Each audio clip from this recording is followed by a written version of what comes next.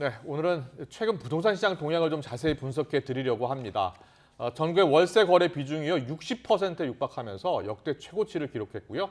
수도권 아파트 매수 심리도 지금 크게 위축되고 있습니다. 금리는 더 오른다고 하고요. 경기 침체도 우려되는 상황입니다. 관련해서 김규정 한국투자증권 자산승계연구소장과 이야기 나눠보겠습니다. 어서 오세요. 어서 오십시오. 안녕하세요. 네, 안녕하세요.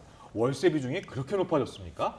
네, 거의 10건 전월세 거래 중에 6건에 가까운 수치를 지금 기록하고 있습니다. 최근에 전세금이 워낙 많이 가파르게 오르면서 월세를 선택하는 계약이 급증한 것으로 일단 시장에서는 분석을 하고 있어요. 세입자는 원래 전세 대출금을 은행에서 대출 받아서 전세로 많이 계약을 했잖아요.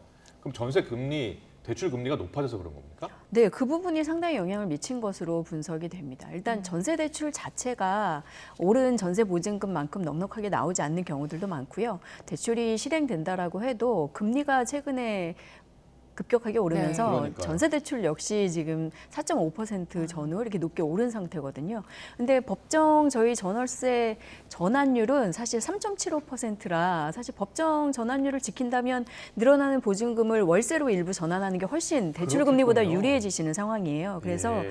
무리해서 대출을 금리 부담까지 지면서 쓰지 않고 일부는 월세로 돌리는 반전세 형태가 굉장히 많이 늘어난 것으로 보이고요.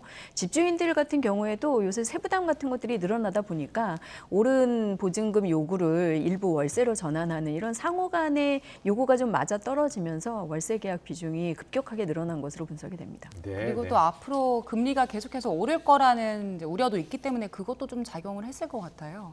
근데 그런 부분 때문에 이제 또 집을 구매를 이제 미루고 관망하시는 가운데 전월세 계약으로 일단은 좀 기다려보자라는 입장인데 예. 시장에서는 최근에 임대차 3법 이후에 계약일치 청구권으로 계약 연장하시는 건수도 늘어나면서 전세 매물은 많이 잠겨 있는 상태거든요. 그래서 좀 찾기 쉬운 월세 그리고 금리 부분에서도 개인적으로는 조금 유리하다 싶은 분들이 월세를 받아들이고 있고 또 요즘 이제 젊은 층이 많이 거래하시는 오피스텔이나 원룸 같은 것들도 전월세 신고제 이후에 이제 신고를 하게 되면서 그런 경우엔 젊은 분들이 아무래도 목돈이 없기 때문에 전세보다 월세를 또 쉽게 수용하고 있는 입장이기도 하거든요. 이러한 네. 현상들이 모두 이렇게 좀 영향을 같이 미치면서 월세화가 굉장히 최근에 빨리 진행되고 있다. 그래서 이것을 이제 받아들여야 하느냐 아니면 세입자들의 주거 불안으로 좀 보고 대응을 해야 되느냐 의견들이 조금 나오고 있습니다. 그렇군요. 아파트 임대 시장, 매매 시장에도 큰 영향을 미칠 것 같거든요. 먼저 임대 시장에는 어떤 영향을 미칠까요? 일단 임대 시장에서는 월세 비중이 늘어나면서 기존에 이제 전세 계약을 하고 계신 분들이 뭐 월세 전환이나 이런 것들을 굉장히 고려하고 계신 상황이라서 당분간 금리가 하반기에 계속 더 오른다면 네. 월세 비중이 하반기 동안 좀 더 급격하게 늘어날 가능성도 있다라고 봅니다. 그렇겠네요. 이게 뭐 필요에 따라서는 세입자나 임대인 모두가 이제 원하는 형태일 수도 있으나 세입자 입장에서 주택 마련하는 단계에 있어서는 솔직히 저희 같은 경우에 과거에 이제 전세 보증금을 종잣돈 삼아서 내 집 마련으로 가는 이제 디딤돌로 쓰신 그랬었잖아요. 경우가 네. 많았는데 예. 월세로 많이 변환을 하시게 되면 아무래도 그런 보증금 목돈 마련이라던가 그것을 통한 내 집 마련으로 가는데 점점 좀 시간이 오래 걸리는 어려움이 생길 것 같아서 실수요자들의 내 집 마련 지원책이라던가 정부 대책 같은 것들도 이런 월세 흐름에 조금 더 집중해서 앞으로 전략을 세워야 되는 게 아닌가 싶습니다. 네. 그렇군요. 이번에 매매 시장을 좀 보겠습니다. 지금 부동산 매수세도 급격히 꺾이고 있다고요? 네, 실제로 매매 수급 지수가 90% 아래로 떨어지고 있는데요. 시장에서 이제 사려는 분들이 상대적으로 많이 줄어들고 있다라는 뜻입니다. 실제로 시장에서 금리가 워낙 오르면서 뭐 대출 등을 이용해서 주택 구매하기가 좀 쉽지 않아진 부분들도 있고 이후에 경기가 또 좋지 않을 거다라는 우려가 최근에 급격하게 커지면서 자산 시장이 좀 출렁이고 있는데 부동산 시장 역시 가격 조정이 올 수 있다라는 불안감이 좀 커지고 있는 상황이죠. 그래서 집을 구매하시지 않고 관망하시다 보니까 매물이 좀 쌓이는 곳들이 늘어나고 있고요. 동시에 이제 매수자들도 점점 더 이제 관망 쪽으로 돌아서고 있는 상황이라서 하반기에 금리 인상이 좀 지속되는 가운데 거래가 계속 좀 부진하고 가격 조정을 받는 지역들이 점점 좀 늘어날 가능성이 하반기에는 좀 더 많아지고 있습니다. 그러니까 매매 수급 지수가 100이 넘으면은 사려는 사람이 더 많다는 뜻이죠? 맞습니다. 예, 그러니까 100 이하니까 지금은 팔려는 사람이 더 많다는 네. 뜻인데요. 지금 집을 꼭 사야겠다라는 분들은 좀 늦추는 게 낫겠네요. 실제로 이제 신축 아파트나 분양을 통해서 내 집 마련하시려는 분들은 워낙 주요한 도심에 이제 좀 원하는 유형의 민간 아파트 공급이 좀 부족한 데서는 계속 적극적으로 청약 준비를 하고 계시고요. 네. 근데 기존 재고 주택을 매입해서 내 집 마련을 하시려는 분들은 최근에 좀 하향 변동성을 보이는 곳들도 있고 정부의 여러 가지 지원이나 이런 것들도 달라지고 있는 상황이다 보니까 네. 급격한 금리 부담하고 맞물려서 하반기에는 조금 상황을 지켜보자라는 생각들을 많이 갖고 계신 것 같아요. 그래서 너무 서두르시기보다는 네. 이런 시장 상황을 조금 지켜보셔도 되지 않을까 싶습니다. 일단 좀 차분하게 시장 상황을 보라고 말씀해 주셨는데 지금 파월 연준 의장도 집을 사지 말라는 이야기를 했더라고요. 네, 굉장히 이례적인 이제 발언일 수 있는데 네. 미국 시장도 코로나까지 겹치면서 주택 공급 조달 같은 것들이 좀 쉽지 않은 지역에서 가격이 많이 급등을 했었죠. 그리고 모기지 금리도 굉장히 치솟은 상황인데요. 최근에 그런 상단이 조금 꺾일 수도 있다라는 국내 상황처럼 비슷하게 좀 조정이 올 수 있다라는 분위기 전환이 있으면서 일단 수요자들에게 너무 치솟은 모기지 금리를 부담해서 무리해서 하기보다는 모기지 금리 같은 것들이 조금 조절되는 것을 기다려라라는 신호를 보낸 것으로 보입니다. 실제 미국이 하반기 중에는 좀 더 지금 지난번에 자이언트 스텝 한 것처럼 좀 더 금리를 올릴 걸로 예정이 되어 있지만 내년 상반기 중에 한 2분기 정도에는 경기 상황을 보면서 다시 조금 낮출 수도 있다라는 전망들이 나오고 있잖아요. 네. 그런 것과 맞물려서 이제 모기지 금리 같은 것들을 좀 너무 단기간 조급하기보다는 전반적으로 좀 살펴봐라라는 발언을 한 게 아닌가 생각이 됩니다. 그렇군요. 경기가 내년에 더 나빠지면 금리를 다시 낮출 수 있으니까요. 네. 좀 더 기다려봐야 된다는 말씀이시고.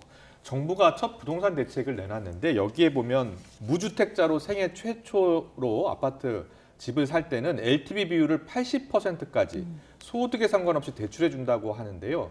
소득이 없어도 80%까지 받을 수 있는 겁니까? 생애 최초자 분들도 소득 대비 상환 능력이나 이런 검증 없이 무조건 80%를 받으실 수는 없고요. 예. 현재 규제 지역에 따라서 LTV가 50에서 70%까지 이렇게 좀 지역에 따라서 차등 적용이 되고 있는데 이거를 일단 LTV에 한해서는 80%까지 열어줘서 대출을 조금 쓰실 수 있도록 하는 건데 이 대출의 한도가 사실 있습니다. 원래 4억 한도에서 요번에 6억으로 늘려주기는 했습니다만 한도가 있기 때문에 뭐 80% 고가 아파트나 주택에 대해서 무한정으로 대출을 받으실 수 있는 것은 아니고요. 예. 그러니까 실수요 겸 이제 생애 최초로 내 집 마련을 하시는 분들에게 적정하게 상환할 수 있는 정도의 LTV를 열어주고 DSR 관리는 전반적으로 계속 강화하는 추세입니다. DSR 관리에 대해서 좀 더 자세히 가르쳐 주세요. DSR 같은 경우에 지금 올해 1월부터 2억 원 이상 대출액을 쓰고 계신 개인 차주들에 대해서 40% 적용을 하고 있는데요. 소득 대비요? 네, 소득에 대비해서 연간 갚는 원금과 이자의 금액 비중이 40%를 넘지 않도록 이제 대출을 제한하는 제도인데 현재는 2억 원 이상 대출을 쓰고 계신 차주에게 적용이 되고 있고 네. 오늘 7월 1일부터는 1억 원 이상 초과해서 쓰시는 분들에게 확대 적용이 됩니다. 그러면요, 생애 처음 이제 주택을 구입하려는 분이 소득이 1년에 한 2억 정도 되면요, 대출을 얼마까지 받을 수 있는 거예요? 지금 계산으로는 최대 지금 6억까지 받을 수 있다는 거잖아요. 그렇죠. 그래서 그거를 근데 개인들의 상황 조건을 그 한도까지 다 쓰시느냐 문제는 사실은 좀 시장 상황이나 투자의 이런 상환 본인 계획이나 이런 것들에 맞춰서 좀 적절하게 검증은 좀 필요하시다라고 네. 생각이 되고요. 네. 그렇군요. 예, 은행도 그런 걸 보면서 대출을 해주겠네요. 네, 맞습니다. 그래서 그런 부분들을 일단 뭐 주택 구매 계획이 확실하게 있는 경우에는 이제 은행 창구에서 조금 확인을 해보실 필요가 있겠고요. 네. 기본적인 제도 자체는 지금 조금 완화하는 추세인 것은 맞아서 네.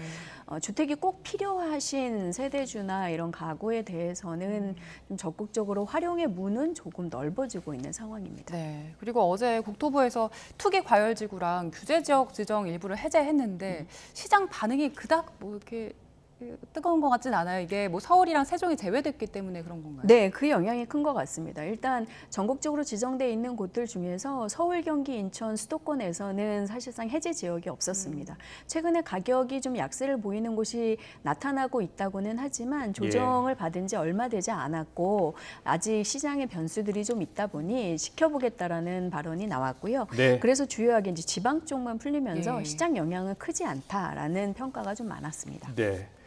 그리고요, 소장님 이제 증권회사에 계시니까 네. 보통은 주식시장이 요즘 안 좋잖아요. 부동산 시장에는 언제쯤 영향을 미치게 됩니까?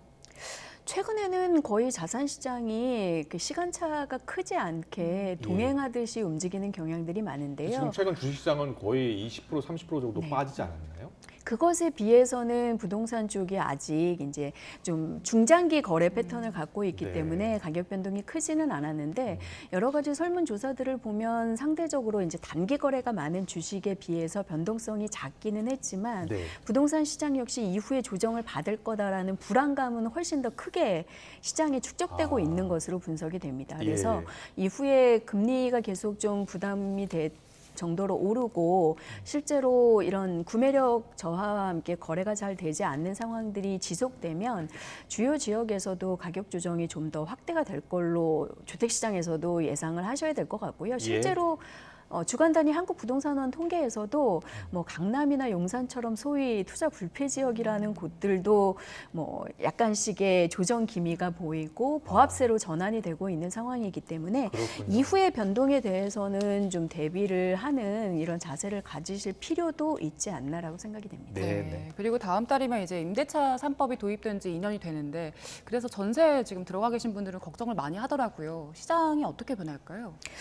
일단은 계약갱신 청구권을 다 쓰신 분들은 사실은 가격 조정이 되지 않는다면 혹은 이제 뭐 상생 임대인 제도나 이런 것들로 임대인이 손을 내밀지 네. 않는다면 이동을 하시거나 월세로 일부 전환을 하시거나 현실적으로 대처하셔야 되는 상황이 될 거고요. 다만 이제 계약갱신 청구권을 쓰지 않으신 분들은 적극적으로 요번에 쓰실 계획들이 많다라고 조사가 되고 있어요. 그래서 네. 기존의 전세 이제 계약 종료 적어도 이제 1개월 이전에 집주인과의 좀 긴밀한 협의를 우선 거치셔야 될 것 같고요. 네. 가격 인상이나 이런 거에 대해서는 대출 여력이나 이런 것들을 좀 미리 알아보시고 대비하시는 게 필요할 것 같습니다. 알겠습니다. 마지막으로요. 지금 전체적으로 새 정부가 부동산세를 감면해주는 그런 방안을 지금 추진하고 있잖아요. 네. 이게 이 부동산 시장에는 어떤 영향을 미치고 있는 겁니까? 상대적으로 종부세 완화 부분에 대해서는 사실 다주택자나 보유자들의 보유 의지를 높여주는 부분이기는 해서 네. 좀 싼 매물의 출시와 함께 가격 하락 그리고 구매 기회를 기다리는 분들에게는 반대로 조금 그렇게 유쾌하지 않은 소식이 그럴 수 되실 수도 있겠네요. 있긴 하거든요. 예. 다만 근데 양도세나 거래세 등에서도 완화를 하면서 매물이 좀 출시되고는 있기 때문에 그런 것들을 통해서 좀 조정된 가격에 거래될 수 있는 기회를 타진해 보시면 어떨까 싶고요. 아직은 본격적인 가격 조정이 나타났다 싶을 정도의 지수 변동을 보인 것은 아니어서 아까 이제 언급해 주신 것처럼 하반기에 조금 상황을 지켜보실 필요가 있지 않나 싶습니다. 네. 실수요자는 사는 게 낫습니까? 기다리는 게 낫겠습니까? 전월세 가격도 집값에 비해서는 현재까지 덜 올랐지만 앞으로는 좀 더 오를 것 같거든요. 네. 대출도 그렇고 그러면 주거 안정 측면에서는 무주택자 분들은 주택 구입은 좀 필요하다라는 입장입니다. 그리고 기본적으로 주택은 아까 이제 주식 비교도 하셨지만 네. 단기간 뭐 사고 파는 그런 형태의 상품은 아니기 때문에 실제 몇 년간 거주를 하시고 좀 장기 거래를 하시는 입장이다라고 하면 무주택자 분들은 전월세가 좀 불안정한 상황에서는 내 집 마련은 꾸준히 좀 어떤 식으로 할지 계획을 계속 세우시는 게 저는 필요하지 않나 생각을 합니다. 알겠습니다. 오늘 부동산 시장 분석 김규정 한국투자증권 자산승계연구소장과 함께했습니다. 잘 들었습니다. 감사합니다.